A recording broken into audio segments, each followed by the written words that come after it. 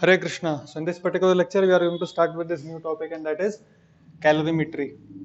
So बहुत ही छोटा सा टॉपिक है और इस पे जो न्यूमेरिकल्स आता है वो भी ज़्यादा टफ नहीं आता है, न्यूमेरिकल्स भी जो आता है वो आसान ही आता है. So will try to cover it as soon as possible. तो पहले बेसिक थ्योरी करेंगे और लास्ट में दो तीन न्यूमेरिकल्स अच्छा भी करेंगे इस पे कैलोरीमेट्री भी. ठीक है, चलिए देखिए. सबसे पहले आगे बढ़ने से पहले we have to be very much clear what is the difference between heat and temperature. There is some difference and many of you might know. Heat क्या होता है? It's a form of energy. Heat is a form of energy, whereas temperature क्या है? It is a measure of hotness और coldness of a body. किसी भी चीज को आप टच करते हैं तो वो कितना गर्म है ठंडा है ये कौन देता है? ये देता है टेम्परेचर. ये पहला चीज हो गया. फॉर्म ऑफ एनर्जी है हीट और temperature is degree of major of hotness और कोल्डनेस ऑफ अ बॉडी. उतना मैं लिख नहीं रहा. दूसरा चीज आपको पता रहना चाहिए, heat is the total sum of the internal energy of molecules. Total sum of the internal energy of the molecules. जबकि temperature is the average kinetic energy per molecule. एक मॉलिक्यूल का एनर्जी कितना है वो बताता है टेम्परेचर. जबकि जो total energy content within the body वो कौन बताता है? हीट. जैसे फॉर एग्जाम्पल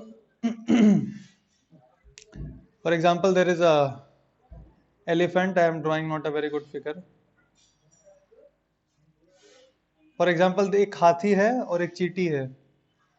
ठीक है, सपोज हाथी का जो टेम्परेचर है दैट इज 100 डिग्री फ़ारेनहाइट और चींटी का टेम्परेचर इज 104 डिग्री फ़ारेनहाइट. ठीक है, तो अगर मैं आपसे कहूं कि किसका टेम्परेचर ज्यादा है, ये टेम्परेचर है और ये टेम्परेचर है, यही तो टेम्परेचर होता है ना 104 डिग्री फ़ारेनहाइट या समथिंग डिग्री सेल्सियस. ये क्या होता है? टेम्परेचर. किसका टेम्परेचर ज्यादा है? अरे चींटी का टेम्परेचर ज्यादा है. हीट कंटेंट किसका ज्यादा होगा? हीट कंटेंट हाथी का ज्यादा होगा. क्योंकि पर मॉलिक्यूल का अगर एवरेज काइनेटिक एनर्जी देखेंगे तो वो चींटी का ज्यादा है in comparison to elephant, but the overall heat content of the elephant is much more. क्यों? क्योंकि एलिफेंट में हालांकि एक मॉलिक्यूल का एवरेज काइनेटिक एनर्जी कम है in comparison to that of an ant, पर मॉलिक्यूल ही काफी सारे हैं हाथी में. इसलिए the overall energy content in elephant is much more. तो वो एस्टिमेशन हीट देता है कि कितना, what is the total energy content within the body. वो हीट आइडिया देता है हमको. और temperature average kinetic energy per molecule. उसके बाद हीट का जो एसआई यूनिट है वो क्या होता है? जूल्स. और टेम्परेचर का केल्विन आप लोगों को पता होगा. टेम्परेचर का जो एसआई यूनिट है वो केल्विन है. सेल्सियस भी होता है टेम्परेचर का यूनिट. दो ही फेमस यूनिट अपन यहाँ पे कंसिडर करेंगे, एक केल्विन और एक डिग्री सेल्सियस. फ़ारेनहाइट उतना यूज में नहीं आता है. एंड हीट में एक है जूल्स, ये ऐसा यूनिट है. और एक और बहुत इंपॉर्टेंट यूनिट है जो है कैलोरी. तो ध्यान से देख, 1 कैलोरी इक्वल टू होता है 4.186 जूल्स. अप्रोक्सीमेटली हम कह सकते हैं 1 कैलोरी 4.2 जूल्स. ठीक है, ये याद रखना है आपको जिंदगी भर. अब 1 कैलोरी बड़ा है कि 1 जूल बड़ा है? साफ साफ दिख रहा है कि 1 कैलोरी बड़ा है 1 जूल से. ठीक है, तो इस चीज का ध्यान रख लेना बस. तो ये बेसिक डिस्कशन हो गया अपना हीट और टेम्परेचर के ऊपर में. अब बात आता है, ध्यान से देखो, मान लो there is a substance whose mass is m and I supply it q joules of heat. Heat का ऐसा यूनिट बोल दिया जूल्स होता है ना, और टेम्परेचर का डिग्री सेल्सियस. ठीक है, कोई भी एक मास है उसको मैंने सप्लाई किया q जूल्स ऑफ हीट. तो इसका टेम्परेचर कितना राइज करेगा हमको पता चलना चाहिए. तो सिंपल सा एक फॉर्मूला होता है कि अगर आपने q हीट सप्लाई किया तो q equals to mass of the body into s is a constant into delta theta is the temperature change of that particular body. q equal to M S delta theta. ठीक है, q क्या है? The heat supplied. q is the heat supplied. m क्या है? Mass of the body. Simple सा formula है, मैं इस पे कुछ कुछ न्यूमेरिकल्स करके और क्लैरिटी दूंगा फॉर्मूला क्या. First let us discuss. S को हम कहते हैं, this is specific heat capacity. This is very important term. This is called specific heat capacity. And delta theta, this is the change in the temperature.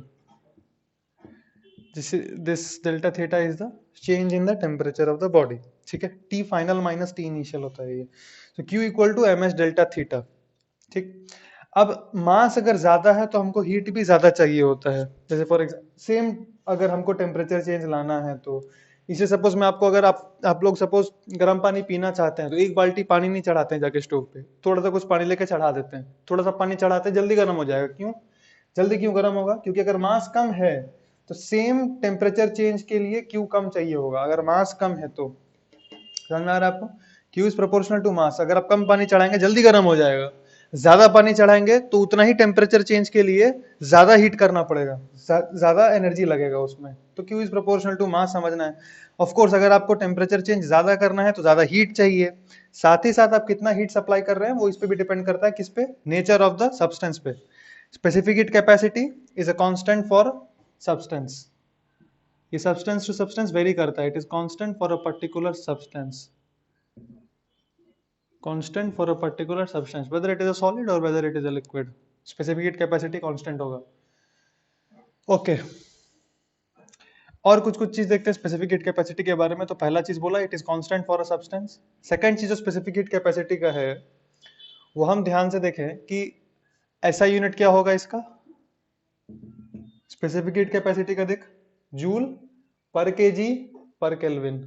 तो मैं ऐसे लिख देता हूं जूल पर केजी पर केल्विन, जूल पर केजी पर डिग्री सेल्सियस, जैसे भी चाहे बोल सकते हैं। ऐसा यूनिट तो यही हो गया, ये सब ऐसा यूनिट नहीं है पर कॉमन यूनिट्स है।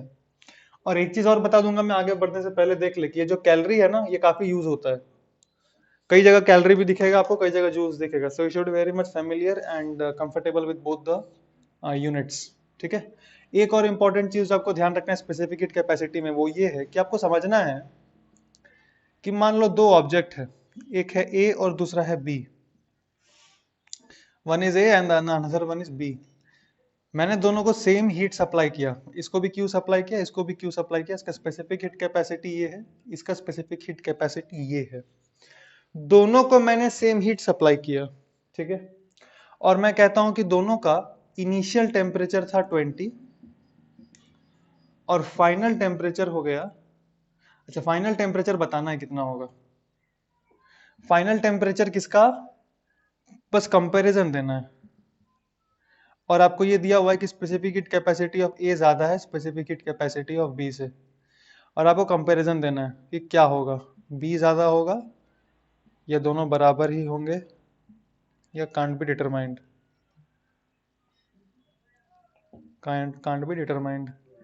सो ये ए बी सी डी में से you have to choose one option and you have to tell क्या होगा। दोनों का मास नहीं दिया क्या, दोनों का मास भी सेम ले लो, मास ऑफ ए, इसका भी मास एम के जी, इसका भी मास एम के जी, ठीक है। इनिशियल टेम्परेचर दोनों का सेम दिया है और बोला है फाइनल टेम्परेचर का कंपैरिजन बताना है, और आपको दिया हुआ है कि specific heat capacity of A ज्यादा है। एक बार स्क्रीन पॉज करके खुद से ट्राई करिए, खुद से थोड़ा सोचिए फिर देखिएगा, ठीक है। चलो देखो, अगर हम ध्यान से समझें क्यू क्या होता है, एम एस डेल्टा थीटा होता है ना। तो यहाँ पे सेम हीट हम सप्लाई कर रहे हैं, मास सेम है, और स्पेसिफिक हीट कैपेसिटी की अगर बात करें तो हम फिलहाल ये चीज एक चीज ऑब्जर्व करते हैं, रुको। इनिशियल टेम्परेचर दोनों का सेम दिया हुआ है, दोनों का इनिशियल टेम्परेचर सेम दिया हुआ है। इसका मतलब अगर दो ऑब्जेक्ट है, दोनों का हम सेम हीट सप्लाई कर रहे हैं, दोनों का मास सेम है, तो S delta theta is a constant, S delta theta constant हो जा रहा है। इसका मतलब जो चेंज इन टेम्परेचर आ रहा है it is inversely proportional to specific heat capacity, the change in the temperature is inversely proportional to the specific heat capacity, ठीक है। इसका मतलब जिसका स्पेसिफिक हीट कैपेसिटी ज्यादा है उसका टेम्परेचर का चेंज कम होगा, ठीक है। जिसका स्पेसिफिक हीट कैपेसिटी कम है उसका टेम्परेचर चेंज ज्यादा होगा। Specific heat capacity can be compare to tolerance, जिसका स्पेसिफिक हीट कैपेसिटी ज्यादा है उसका टॉलरेंस भी ज्यादा है, उसका टेम्परेचर चेंज ज्यादा होने वाला नहीं है, वो झेल लेगा, ज्यादा हीट झेल सकता है।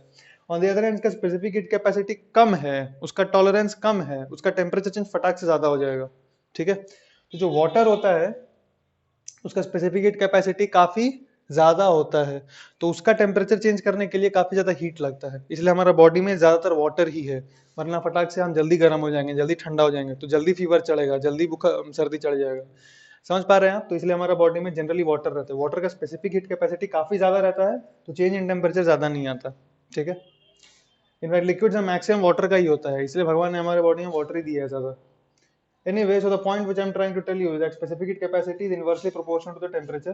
अब यहाँ पे देखो A का specific heat capacity ज्यादा है, इसका मतलब उसका टॉलरेंस ज्यादा है, तो उसका चेंज इन द टेम्परेचर कम होगा रे। तो चेंज इन टेम्परेचर कम होगा तो B का ज्यादा टेम्परेचर चेंज हो जाएगा, फाइनल टेम्परेचर ऑफ B ज्यादा होगा। स्पेसिफिक हीट कैपेसिटी कम है ना इसका, तो ज्यादा टेम्परेचर चेंज हो जाएगा, तो फाइनल इसका ज्यादा होगा। बी का ज्यादा होगी, इनिशियल दोनों का सेम है, ठीक है। सो इससे पूरे एग्जांपल से ये समझाना चाह रहा था मैं आपको कि अगर ये चीज का ध्यान रखना, स्पेसिफिक हीट कैपेसिटी अगर कम है तो टेम्परेचर चेंज ज्यादा हो जाएगा, ठीक है। ये बाद में कुछ ग्राफिकल क्वेश्चंस दूंगा, उसमें कंसेप्ट का भी यूज आएगा। चाहे स्पेसिफिक हीट कैपेसिटी समझ में आया। और जब बच्चे लोगों को क्लास 10th में पढ़ाते हैं तो यही पढ़ाते हैं कि Q equal to mh delta theta. So what is specific heat capacity? Q by m delta theta। तो उनको बोलते हैं specific heat capacity is the amount of heat that is required to raise the temperature of 1 kg by 1 degree Celsius. Specific heat capacity is the amount of heat that is required to change the temperature of 1 kg by 1 degree Celsius। ठीक है, ये सब बच्चा बात है, आपको ध्यान में रखना है, पर फिर भी तो ये सारे कुछ कुछ बातें आपको नोट डाउन करनी है अबाउट स्पेसिफिक हीट कैपेसिटी, ठीक है। और स्पेसिफिक हीट कैपेसिटी तो हमको समझ में आ गया। पहले इस फॉर्मूला के बारे में डिटेल में देख लेते हैं, कुछ न्यूमेरिकल्स करेंगे इस पे, देन विल मूव अहेड। अच्छा, इसमें एक इस फॉर्मूला में एक और चीज ध्यान दो कि Q इक्वल टू जब हम लिखते हैं एम एस डेल्टा थीटा, तो एम एस को हम कंबाइन करके कहते हैं thermal capacity of the body. इसको बस कहते हैं ऐसा, thermal capacity of the body. Thermal capacity is defined as the amount of heat which is required to raise the temperature of the body by 1 degree Celsius. Thermal capacity का definition है बस, इसमें कुछ भी नया नहीं है। आपको स्पेसिफिक हीट कैपेसिटी अगर पता है, आपको मास ऑफ द बॉडी अगर पता है, वही दोनों को मल्टीप्लाई कर देंगे तो क्या आ जाएगा? Thermal capacity. थर्मल कैपेसिटी बोलते हैं या हीट कैपेसिटी बोलते हैं। So the heat capacity of a body is specific heat capacity multiplied by the mass of the body, that's it, simple, कुछ खास बात नहीं है इसमें। तो ये मैंने आपको छोटा छोटा 4-5 चीज बता दिया इस फॉर्मूला के ही बारे में, ठीक है। अब ये अगर क्लियर हो गया है तो ये डेटा आपको याद रखना है, मैं जो लिखने वाला हूँ कि specific heat capacity of water, ये मेंशन हो सकता है क्वेश्चन में रहे या ना रहे, जनरली मेंशन रहता है, नहीं मेंशन रहा तो भी याद रहना चाहिए। Specific heat capacity of water होता है 1 calorie per gram per degree centigrade. Note down करना है, ऐसा करके लिखते हैं। ये सब यूनिट बताया था जूल वाला, पर ये सब यूनिट बहुत पॉपुलर है। वन क्यों पॉपुलर है? क्योंकि इसका जो डेटा है बहुत अच्छा है। 1 calorie per gram per degree Celsius या इसको लिख सकते हैं 4.2 जूल पर ग्राम पर डिग्री सेल्सियस, या इसको लिखते हैं 4200 जूल पर केजी पर डिग्री सेल्सियस, ठीक है। तो these are specific heat capacity of water.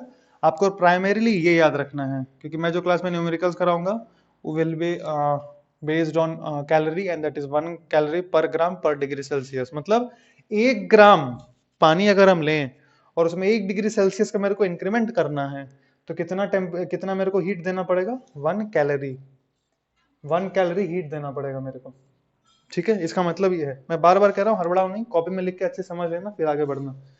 Don't run through the lecture, ढंग से एक बार लिख के समझ लो और फिर आगे बढ़ेंगे, ठीक है। सो 1 calorie per gram per degree Celsius, वो डेटा आपको याद रहना चाहिए, वो वाटर का है स्पेसिफिक हीट कैपेसिटी। ओके, जैसे स्पेसिफिक हीट कैपेसिटी है वाटर का मैं बात कर ही लिया, तो मैं आइस का और स्टीम का भी बता दे रहा हूँ। आइस का होता है 0.5 calorie per gram per degree centigrade, और स्टीम का भी उतना ही होता है। ये दो का भी स्पेसिफिक हीट कैपेसिटी आप फटाक से नोट डाउन कर लीजिए, आपको ये सब याद रहना चाहिए, कभी भूलना नहीं। Specific heat capacity of ice equal to specific heat capacity of steam, and that is 0.5 calorie per gram per degree centigrade. Note down कर लो इसको, ये सारा इंपॉर्टेंट डेटा है। वाटर के लिए 1 और आइस और स्टीम का 0.5। तो मेरे को एक बात बताओ, मान लो मैं आपको कहता हूं कि 1 केजी मैंने स्टीम लिया, 1 केजी मैंने आइस लिया, 1 kg I have taken steam, in another container I have taken 1 kg ice, and in another container I have taken 1 kg water। सबका मास 1 kg, ठीक है। सो सबका टेम्परेचर मेरे को सपोज 10 डिग्री सेल्सियस से बढ़ाना है, ध्यान सुनना, सबका टेम्परेचर मेरे को 10 डिग्री सेंटीग्रेड से बढ़ाना है। किसमें सबसे ज्यादा हीट देना पड़ेगा रे? तीनों का टेम्परेचर मेरे को 10 डिग्री सेल्सियस से बढ़ाना है। So arrange in the increasing order or decreasing order whatever of heat which will be supplied to these three। पहला चीज। दूसरा चीज,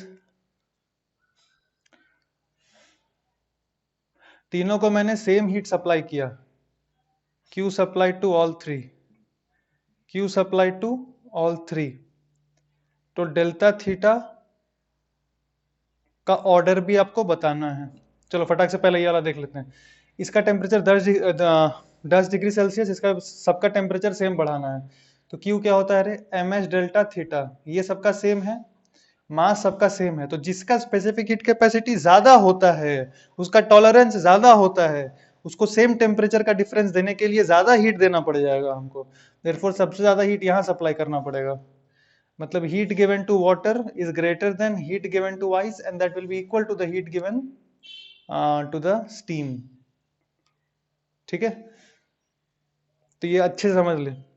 उसके बाद बोल रहा है कि Q supply to all the three, मतलब तीनों को हमने Q जूल्स सप्लाई किया या Q कैलोरी सप्लाई किया, तो डेल्टा थीटा का ऑर्डर, सबसे ज्यादा तो सहन शक्ति इसी का है, सबसे कम टेम्परेचर चेंज तो इसका होगा, so delta theta of water से ज्यादा होगा डेल्टा थीटा ऑफ आइस, और ये दोनों का स्पेसिफिक हीट कैपेसिटी सेम ही है, मास सेम ले रहे हैं और क्यू सेम सप्लाई कर रहे हैं, तो डेल्टा थीटा ऑफ स्टीम, दोनों का स्पेसिफिक हीट कैपेसिटी सेम है, तो चेंज इन टेम्परेचर भी सेम ही आएगा। ठीक है, ये एक सिंपल सा चीज। कुछ कुछ एग्जांपल से हम समझते हैं वो जो फॉर्मूला लिखा था, कौन सा? Q equal to M S delta theta. चल देख, let us consider that I have a vessel in which I have kept water and the mass of the water is, ज्यादा हो गया चलो 200 ग्राम, 200 gram of water and it is kept at an initial temperature of 20 degree centigrade. I supply 1.5 kilocalorie. Find the final temperature. फटाफट निकालो, simple simple question है, बच्चा type. ठीक है, दूसरा क्वेश्चन मैं दे रहा हूं आपको कि constant supply Q supplied eight 20 calories per second, 20 calories per second पे Q सप्लाई कर रहे हैं हम। एक सेकंड, हाँ ठीक है, 20 कैलोरीज पे 20 कैलोरी पर सेकेंड से हम Q सप्लाई कर रहे हैं। इसका मास मैं आपको कहता हूँ 100 gram and the initial temperature is 20 degree Celsius. So find the time needed to reach 40 degree Celsius. 40 नहीं लो, चलो 50 ले लो। Find the time needed to reach 50 degree Celsius. बस ये दो क्वेश्चन फटाक से कर लो। चलो पहला क्वेश्चन करते हैं। पहला क्वेश्चन करेंगे तो क्या लिखेंगे? Q दिया हुआ है ना, find the final temperature. Okay, तो Q क्या होता है? यहाँ पे 1500 हो जाएगा। Q equal to M C delta theta. अच्छा एक चीज ध्यान दो रे, आपने अगर यहाँ पे ग्राम में लिखा है ना तो Q equal to M S भी ग्राम में ही लिखना रे, और ये कैलोरीज में है, कैलोरीज में लिखा तो इसको भी ग्राम, मतलब कैलोरी पर ग्राम वाले यूनिट में लिखा है, ताकि ये ग्राम में है और ये कैलोरी में, तो सब बैलेंस रहे। ठीक है, Q equal to M H delta theta. Delta theta तो अपने को पता नहीं, फाइनल पूछ रहा है, तो डेल्टा थीटा सपोज यहाँ पे ये मान लेता हूँ मैं, 7.5 का चेंज आ रहा है, तो फाइनल टेम्परेचर होगा 27.5 डिग्री सेंटीग्रेड। ठीक है, चलो सेकंड क्वेश्चन यहीं कर दे रहा हूँ। सेकंड क्वेश्चन देखो, सिंपल है। सेकंड क्वेश्चन में क्या है? मास दिया हुआ है 100 ग्राम और इनिशियल टेम्परेचर है 20 डिग्री सेंटीग्रेड। 20 कैलोरी पर सेकंड सप्लाई कर रहे हैं, 50 डिग्री सेल्सियस तक पहुंचना है, तो कितना टोटल हीट लगेगा? Q equal to M S delta theta कितना है? 30। ठीक है, और Q कितने रेट से सप्लाई कर रहे हैं हम? 20, तो 20T is the total Q that will be needed. Total heat इतना चाहिए एम एच डेल्टा थीटा। तो टाइम कितना हो गया देखो, 150 सेकेंड्स बाई 60 करना है तो 2.5 मिनट्स लग जाएगा अपने को। ठीक है, सो ये जब ये जो क्वेश्चंस कराया क्यों कराया? ताकि इस फॉर्मूला में आपको थोड़ा क्लैरिटी आए, Q equal to M C delta theta का थोड़ा सा आपको क्लैरिटी है, बस उसके लिए मैंने ये क्वेश्चंस कराया, बाकी और कोई खास पर्पस नहीं था कराने का। और साथ ही साथ एक और इम्पोर्टेंट चीज जो हमने सीखा वो ये सीखा कि स्पेसिफिक हीट कैपेसिटी ऑफ जो वाटर होता है वो क्या होता है? Specific heat capacity of water होता है 1 calorie per gram per degree centigrade, और आइस का और स्टीम का 0.5 calorie per gram per degree centigrade. बस। Now let us talk about another concept and that is Q equals to ml। खैर कभी पता नहीं सुना है कि नहीं तुम लोग, मैं बेस लेवल से बताता हूँ। Consider consider ice eight -20 degree centigrade. ठीक है, मान लो आइस है -20 डिग्री सेंटीग्रेड पे, उसको अगर मैं हीट करूंगा तो क्या होगा, आइस का डब्बा ऐसे करके, इसका मास भी ले लेते हैं, चलो मास नहीं लेते हैं, मैं ऐसे समझा देता हूँ थ्योरी पहले। इसका इनिशियल टेम्परेचर दिया है -20 डिग्री सेंटीग्रेड। ठीक है, अगर हम इसको हीट करते हैं, कुछ अगर हम इसको हीट सप्लाई करेंगे तो क्या होगा, कुछ देर के बाद ice will arrive at a temperature of 0 degree centigrade. Constantly heat supply कर रहे हैं, कुछ तो मास है इसका, हीट सप्लाई करते करते क्या हुआ, फाइनली टेम्परेचर कितना हो गया, 0 डिग्री सेंटीग्रेड। अब ऑब्जर्व किया गया कि अगर आप फिर से 0 डिग्री सेल्सियस से हीट करोगे, 0 डिग्री सेल्सियस पे हीट करोगे, आप सभी को पता होगा कि 0 डिग्री सेल्सियस आइस का मेल्टिंग पॉइंट होता है। आइस का क्या होता है, मेल्टिंग पॉइंट। तो मेल्टिंग पॉइंट पे आके अब आइस क्या करेगा, मैं फर्दर हीट दिए जा रहा हूं तो वो मेल्ट होगा ना, आइस क्या होगा, मेल्ट हो जाएगा, और मेल्ट होकर क्या बनेगा, वाटर।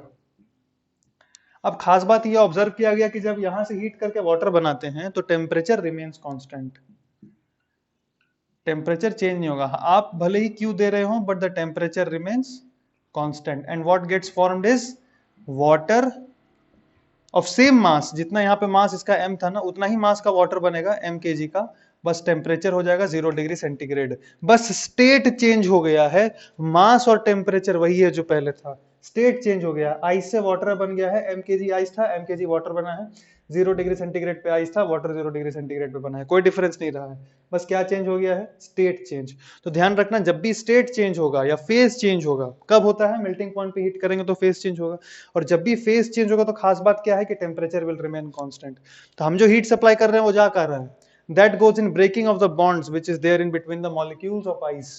ये कोई भी सॉलिड अगर वो मेल्ट हो रहा है तो जब हम हीट सप्लाई करते हैं वो कहाँ जाता है, बॉन्ड्स को ब्रेक होने में हेल्प होता है, टेम्परेचर नहीं बढ़ाता है। ठीक है, ये एक छोटा सा चीज ध्यान रखना।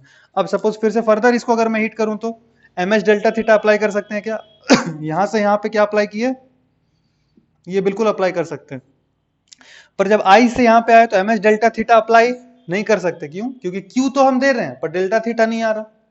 देख, क्यू तो हम दे रहे हैं पर डेल्टा थीटा आ रहा है क्या, नहीं, डेल्टा थीटा तो 0 है, इसका मतलब क्यू नहीं दे रहे हैं, पर क्यू तो हम दे रहे हैं, तो कहां जाएगा। तो ये जो स्टेट चेंज होता है ना, यहां पर क्यू का फॉर्मूला होता है m into L, where L is the latent heat of fusion. Ice जो मेल्ट करता है इसमें उसको कहते हैं फ्यूजन, और लेटेंट हीट मतलब जो हीट हमको देना पड़ता है आइस को मेल्ट करने में to water, that is called latent heat of fusion. कितना देना पड़ता है, mass into L, where L is the latent heat of fusion, and just like specific heat capacity, this is also constant for different bodies. ठीक है, तो water के लिए 80 calorie per ग्राम होता है एल का वैल्यू। देख, Q equal to M L है ना, तो लेटेंट हीट का ऐसा यूनिट क्या होगा, कैलोरी, ऐसा यूनिट बात, अगर ऐसा यूनिट बात कर रहे हैं तो जूल पर केजी एल का। अरे यार, पता नहीं समझ में आ रहा कि नहीं, देख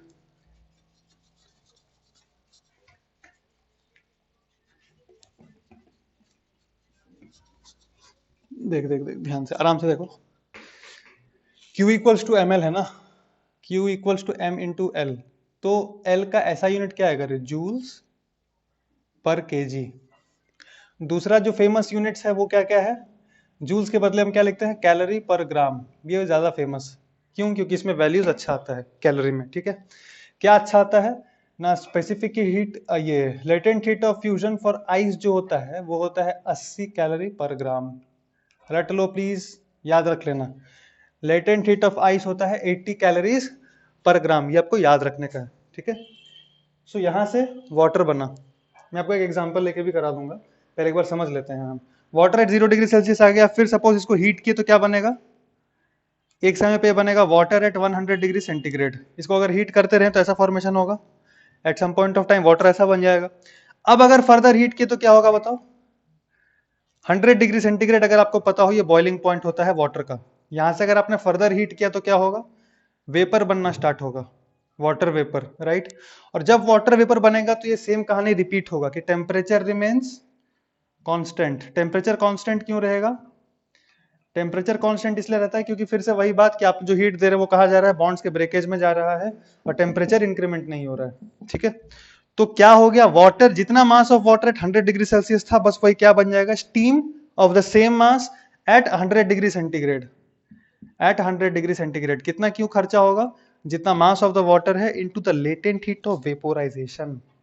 जैसे Q equals to m into latent heat of fusion होता है।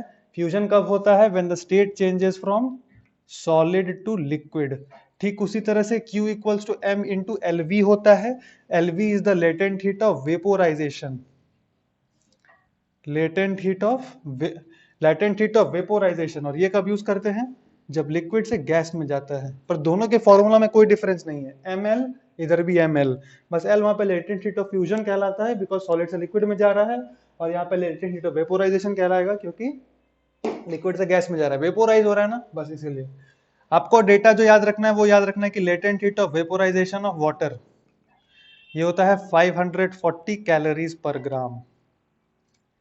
क्योंकि इसका ऐसा यूनिट देख क्या है, लेटेंट हीट ऑफ वेपोराइजेशन का ऐसा यूनिट क्या होगा? जूल पर केजी या calorie per gram. Unlike specific heat capacity, specific heat capacity का क्या था? Calorie per gram per degree centigrade, जबकि लेटेंट हीट का क्या होता है? सिंपली कैलोरी पर ग्राम। ठीक है, चलो अब देखते हैं यहाँ पे। अब मेरे को क्या मिला? 100 ग्राम ऑफ स्टीम, मतलब 100 डिग्री सेल्सियस पे स्टीम मिल गया कुछ मास का। इसको फर्दर हीट करेंगे तो क्या होगा?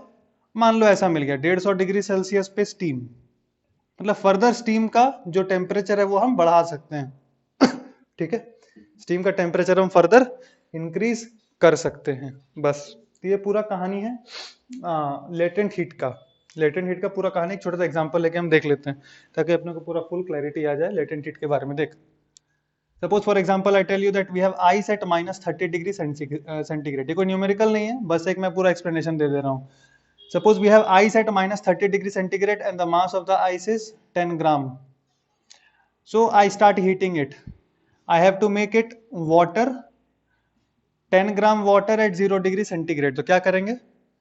M H delta theta supply करना पड़ेगा, राइट? क्योंकि आइस -30 से आएगा, सॉरी पहले तो आइस 0 डिग्री सेंटीग्रेड पे आएगा -30 से। ठीक है, उसमें कितना हीट देना पड़ेगा? M H delta theta. M 10 gram, specific heat capacity of ice 0.5 और डेल्टा का चेंज कितना हुआ है? 30। ठीक है, तो 300 इंटू 5 1500 150, तो 150 calorie of heat needs to be supplied and ice आया 0 डिग्री सेंटीग्रेड पे। ठीक है, अब मेल्ट करेंगे। बस मैं आपको दिखा रहा हूं कैसे करके ये फ्लो होगा पूरा। तो इसको फर्दर अगर हम हीट सप्लाई करेंगे पूरा मेल्ट करने के लिए कितना? m इंटू एल का देख वैल्यू 80 कैलोरी पर ग्राम।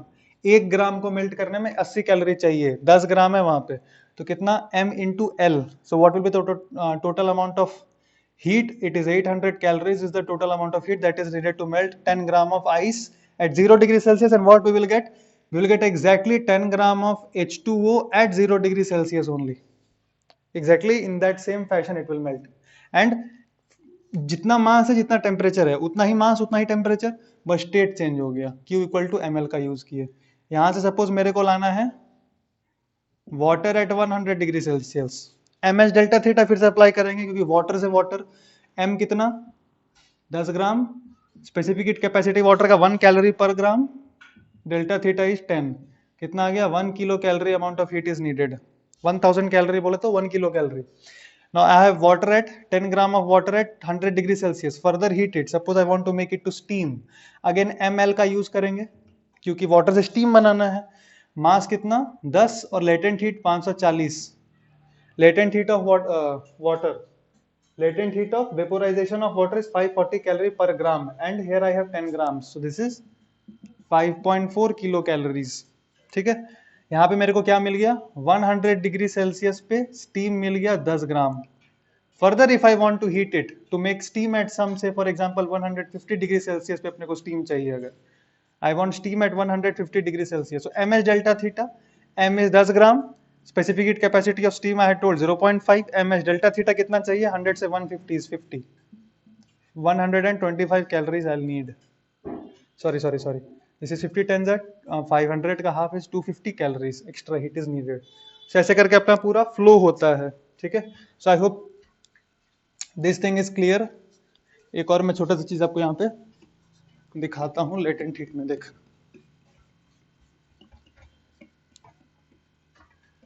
लेटेंट हीट में जस्ट वन मोर थिंग सी, अगर हम बात करते हैं ग्राफ का, हालांकि इस पे न्यूमेरिकल्स लाइव क्लास में करा दिया जाएगा आप लोग को, देखो सपोज यहाँ पे मैं कहता हूँ टाइम इन सेकेंड्स एंड यहाँ पे टी टेम्परेचर, और सपोज यहाँ पे लेटस से यहाँ पे बोल रहा हूँ -30 degree centigrade. Let's call the origin नहीं है, ओरिजिन को -30 डिग्री सेंटीग्रेड बोल रहा हूँ ऐसे करके। और Q is the Q per second, it is heat supplied per second is Q joules per second heat supply हो रहा है, ठीक है। Q joule per second is the heat supplied. तो -30 डिग्री सेंटीग्रेड पे सपोज आइस रखा हुआ है और टेम्परेचर वर्सेस टाइम का मेरे को ग्राफ प्लॉट करना है। ध्यान समझ लेना, टेम्परेचर वर्सेस टाइम का ग्राफ प्लॉट करना है। कुछ gram ice, suppose 10 gram of ice is kept at -30 degree centigrade and I am supplying Q joules या Q calories per second. Q calories per second में सप्लाई कर रहा हूं, तो क्या होगा, टेम्परेचर बढ़ेगा कि नहीं बढ़ेगा, बिल्कुल बढ़ेगा। और कहां पे पहुंचेगा, 0 डिग्री सेंटीग्रेड पे। 0 डिग्री सेंटीग्रेड अभी आइस ही है, अभी यहाँ पे सॉलिड ही है, ठीक है। यहाँ से मेल्ट करना स्टार्ट किया और यहाँ पर क्या मिलेगा, 0 डिग्री सेंटीग्रेड पे वाटर, है ना। टाइम के साथ ध्यान रखना टाइम का, 0 डिग्री सेंटीग्रेड वाटर, अभी भी हीट सप्लाई कर रहे हैं, तो फिर क्या होगा, water will go up to, temperature increase करेगा ना रे, कहां तक जाएगा, 100 डिग्री सेंटीग्रेड तक। यहाँ पे मिला वाटर, ओके ये क्या है, 100 डिग्री सेंटीग्रेड पे water. You further keep heating it, so the water will vaporize. And कोई एक time है, we don't know what is this time. About time we cannot comment till the time we, mass तो पता है, but let us leave the time for the time being. और यहाँ से जब पहुंचा, ये क्या बन गया, 100 डिग्री सेल्सियस पे steam. Further I can heat it like this, basic graph. अच्छा अब ध्यान से देखो, सपोज ये एंगल है θ1, this angle is θ2 and this angle is θ3। ये तीनों के बीच में आपको क्या करना है, कंपैरिजन करना है। ये तीनों के बीच में आपको कंपैरिजन करना है कि कौन सा ज्यादा होगा और कौन सा कम होगा, ठीक है। ध्यान से देखो कैसे करके हम कंपैरिजन कर सकते हैं। कोई भी एक स्पेसिफिक डेल्टा टी उठाओ, मान लो यहां से लेकर के मेरे को यहां तक डेल्टा टी थीटा का चेंज लाना है। वही सेम हाइट हम यहाँ पे लेते हैं, ये ट्रायंगल कंसिडर करते हैं। यहाँ पे सपोज ये ट्रायंगल कंसिडर किए, कितना हाइट का, डेल्टा थीटा का, टेम्परेचर है ना वाई एक्सिस पे, डेल्टा थीटा हाइट का एक ट्रायंगल यहाँ से कंसिडर करते हैं। यहाँ भी हम डेल्टा थीटा का ही एक ट्रायंगल कंसिडर करते हैं, वहां का भी एक डेल्टा थीटा, ये वाला डेल्टा थीटा का एक ट्रायंगल कंसिडर करते हैं, तीनों केसेस में, ठीक है। अब खुद सोचो, यहाँ पर क्या है, ये आइस है, ये क्या है, वाटर है, और ये क्या है, स्टीम बोलते हैं, वेपर नहीं, let us call it steam. Now to change the temperature of delta theta, mass तो सेम है तीनों ही केस में, वही आइस मेल्ट होके पानी बना, वही मेल्ट होके स्टीम बना। तो यहाँ पे जो आइस है, एम ग्राम या एम ग्राम बोलते हैं, 10 ग्राम दिया हुआ है, 10 ग्राम का जो आइस है उसको डेल्टा थीटा का टेम्परेचर चेंज लाने के लिए ज्यादा हीट लगा होगा या कम हीट लगा होगा in comparison to water. 10 gram ice को डेल्टा थीटा का टेम्परेचर अगर आपको चेंज करना है तो ज्यादा हीट लगेगा या कम हीट लगेगा in comparison to 10 gram of water. कम हीट लगेगा, क्योंकि डेल्टा थीटा जल्दी चेंज होता है आइस के केस में। क्यों, क्योंकि आइस का स्पेसिफिक हीट कैपेसिटी जो है वो कम है। तो उसको अगर आप सेम, अगर आप 10 ग्राम आइस को और 10 ग्राम वाटर को सेम हीट देंगे तो डेल्टा थीटा किसका ज्यादा होगा, आइस का ज्यादा होगा। तो इसका मतलब डेल्टा थीटा वाटर के केस में तो कम होगा, इसका मतलब ज्यादा देर तक हीट करना पड़ेगा ताकि सेम डेल्टा थीटा हो। ज्यादा देर तक हीट करना पड़ेगा मतलब ये ज्यादा स्लैंट होगा, ये ज्यादा स्लैंट होगा, ज्यादा टाइम लेगा ना, ज्यादा स्लैंट होगा, ठीक है। स्लोप किसका ज्यादा होगा, इसका टेम्परेचर चेंज जल्दी होगा आइस का। So therefore θ1 for ice is greater than θ2 and ice का और स्टीम का सेम स्लोप होगा। So this is slope of 3 equals to slope of 1 and that is greater than the slope of 2। Slope of 2 ये है, 3 और 1 है, ठीक है। हरे कृष्ण। सो यहाँ तक अपना ms डेल्टा थीटा और लेटेंट हीट क्लियर हुआ, and in the next video we will proceed with the law of calorimetry and then there are some more things like water equivalent and mixing of different bodies. So that we are going to take in the next video. ठीक है? Hare Krishna.